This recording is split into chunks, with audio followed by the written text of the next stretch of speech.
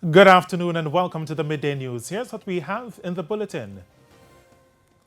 Mystery shopper survey reveals significant decline in service performance from the island's utility service providers.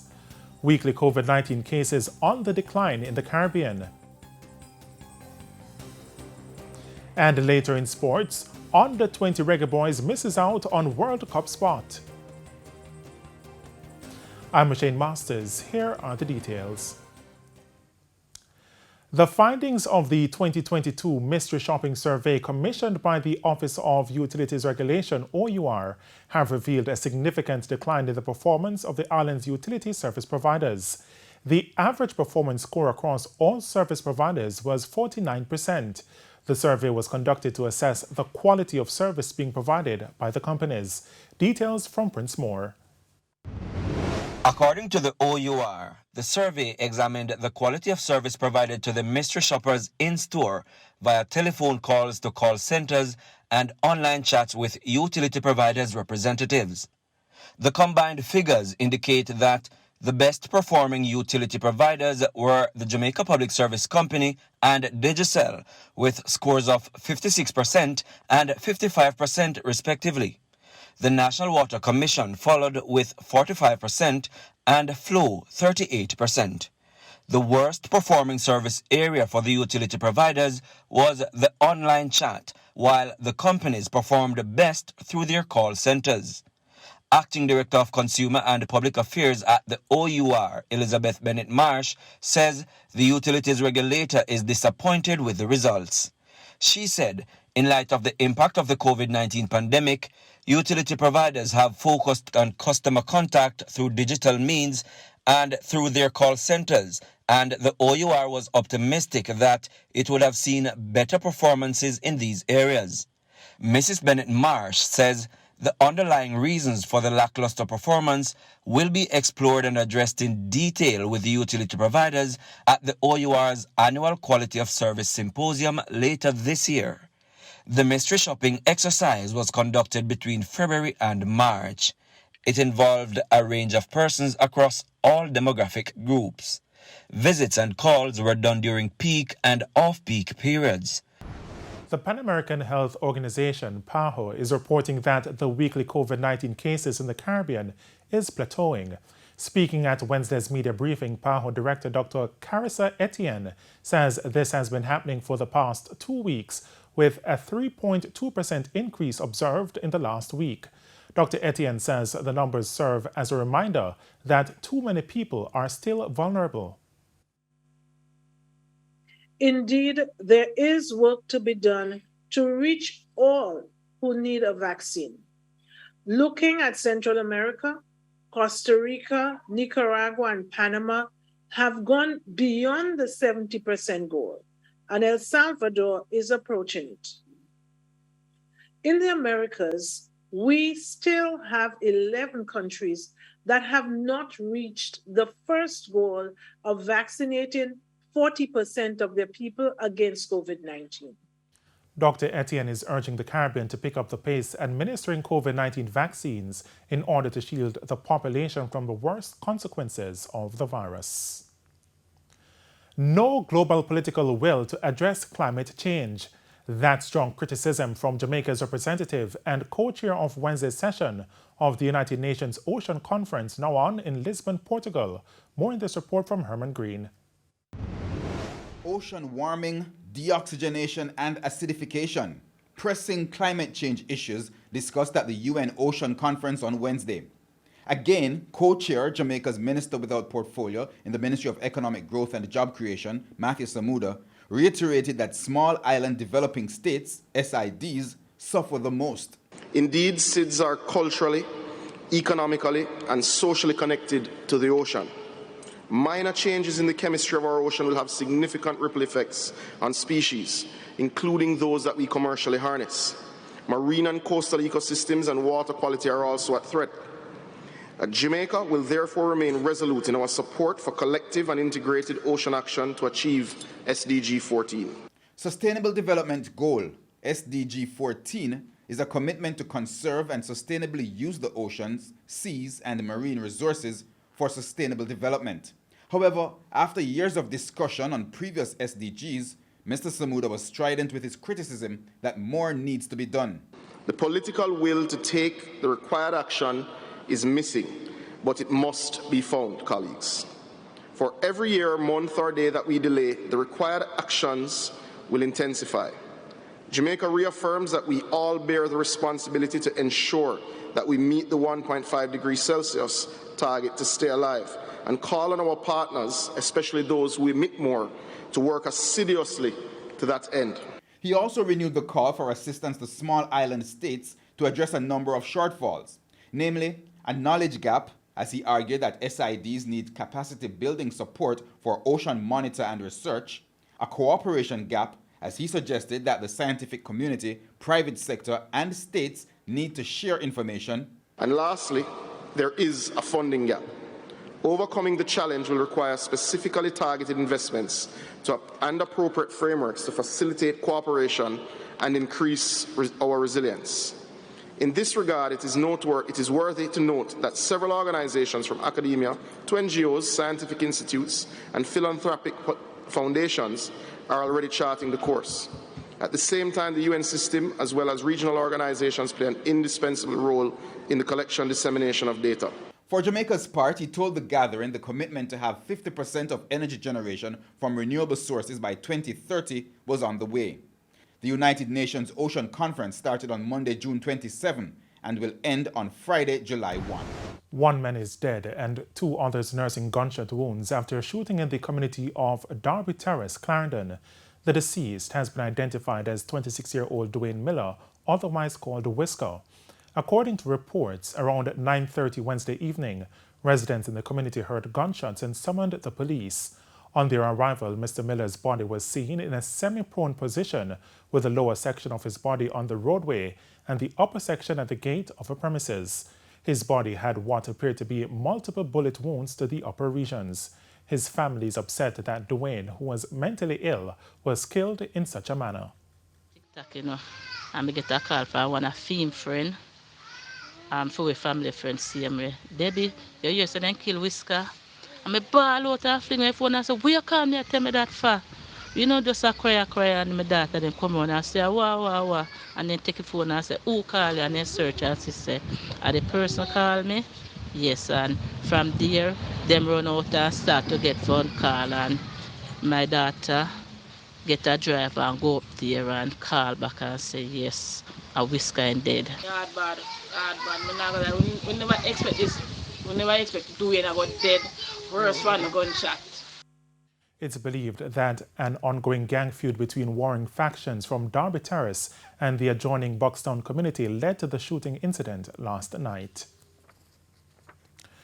And over in St. Thomas, 32-year-old Adain Thompson of Pancho Lane, Heart East in Yalis, was shot dead at his home. Reports from the police are that about 10 p.m., Mr. Thompson was sitting on his veranda with other individuals when men entered the premises and opened gunfire, hitting him several times. No one else was injured in the attack. His mother is distraught. Would I love to really know the reason why when do people have to kill him and kill him in that manner, right? I mean, I pray for all that will have honey in it, right? That's God to deal with them for me. And it's time for a break here on the Midday News. Stay with us. Much more when we return. Welcome back to the Midday News. Mayor of Port Maria, Richard Creary, has sent a strong warning to members of the St. Mary Municipal Corporation, who he says may be involved in illegal activities with vendors in the capital. Speaking at the recent corporation meeting, Mr. Creary condemned one such practice and has pledged to have other questionable activities investigated. It is alleged they are collecting fees from those clients to work in their interest. I will be doing everything in my power to get one of those persons to put this in writing.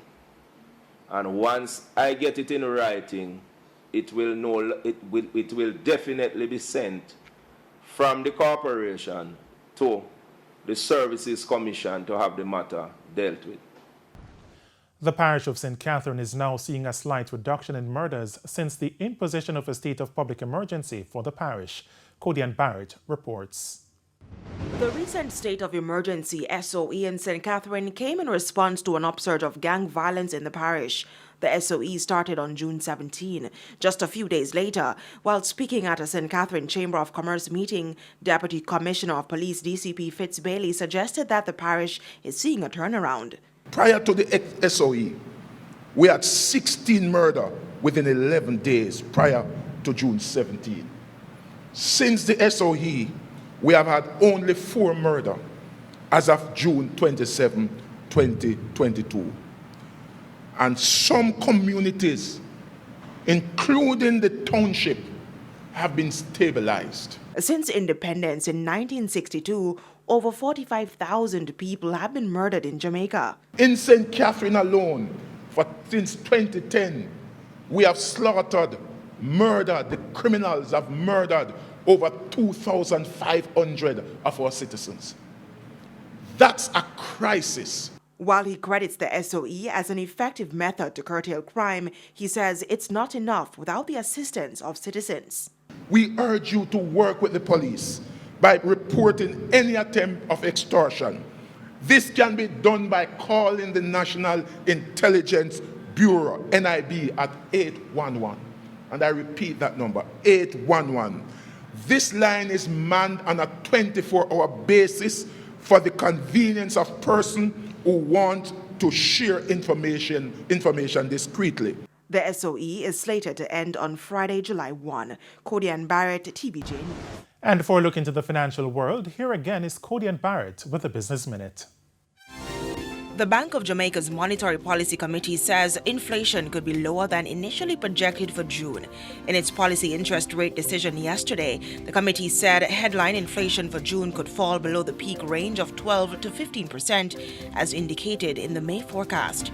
However, the inflation forecast for the next 2 years should remain the same based on data received by the central bank. The Monetary Policy Committee says the government's electricity subsidy will help temper inflation for May to August. The U.S. economy shrank at a slightly faster rate than previously estimated during the first quarter of 2022. With 1 quarter of negative economic growth on the books, the data adds to fears that a recession may be looming. According to the Bureau of Economic Analysis's third and final revisions for the quarter, real gross domestic product declined at an annualized rate of 1.6% from January to March. Previously, the advanced estimate released in April showed a contraction of 1.4%. Last month, that was revised to a decrease of 1.5%. And that's it for the Business Minute. I'm Codian Barrett. And for the latest development overseas, here's Sandy Williams. In regional news, the National Police of Haiti has confirmed that 33 police officers have been recommended for dismissal as the investigations continue into the July 7, 2021 assassination of President Jovenel Moïse. Moïse, 53, was gunned down at his private residence, and while police say a group of mercenaries, most of them Colombians, was behind the attack, which they suspect a Haitian doctor of ordering as part of a plot to become president, no one has yet been formally charged with the murder of the Haitian leader. The authorities have detained dozens of people in connection with the assassination, and a number of others are being sought. But the investigation has been slow, and the exact details about the people who carried out the plan, those behind it, and their real motives are still not clear. On the international scene, 4 people have been arrested and charged in what authorities are calling the deadliest human smuggling incident in the United States. 2 of them have been charged with involvement in human smuggling resulting in death, and 1 count of conspiracy to transport undocumented migrants resulting in death each.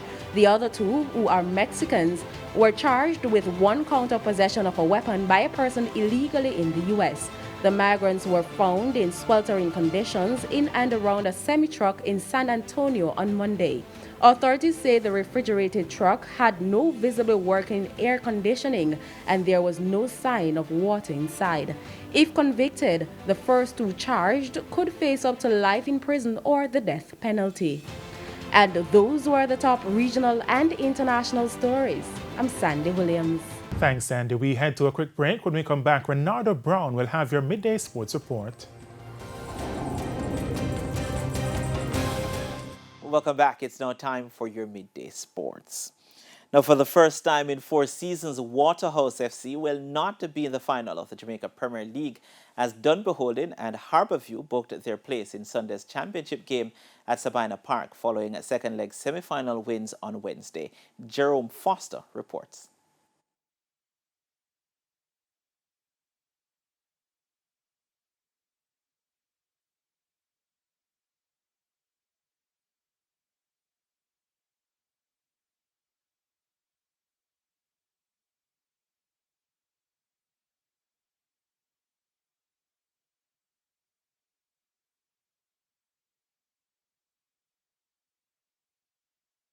And we do apologize for the missing audio there. We'll have more in Primetime Sports. Now, Jamaica's hopes of qualifying for a second ever FIFA Under-20 World Cup were dashed after a 1-0 loss to the Dominican Republic in their CONCACAF Championship quarter-final match in Honduras on Wednesday. The young Reggae boys went into the game knowing a win would see them qualifying for the World Cup next year, but they fell behind in the 10th minute through Angel Mortez de Oca. Now, the Dominican Republic had the ball in the net again, but it was ruled out for offside. The defeat means that the Jamaicans have also missed out on a place to the 2024 Olympics in Paris.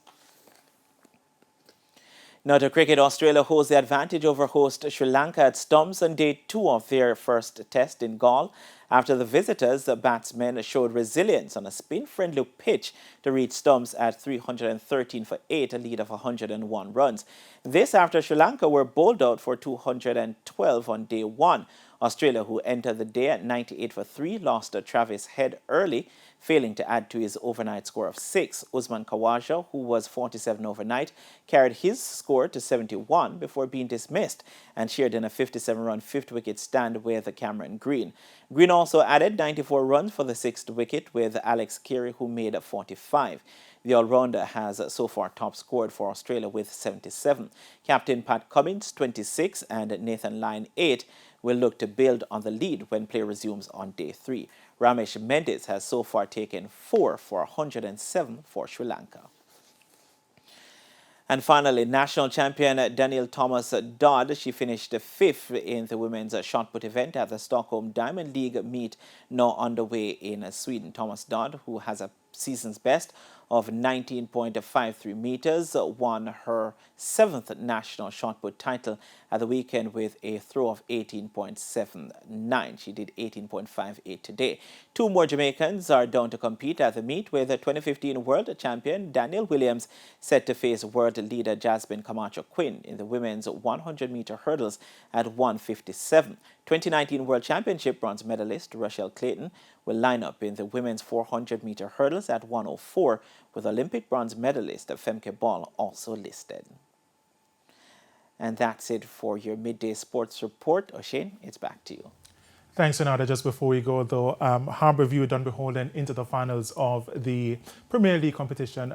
Looking back at the season and looking towards the final now, how do they fare against each other? It's tough. I think Dunbeholden, they've beaten a Harbourview once already this season, so they have a slight advantage going into the final. But this Dunbeholden team, they went into a rut when Coach Harold Thomas wasn't on the island. He's back now and they're back to winning ways.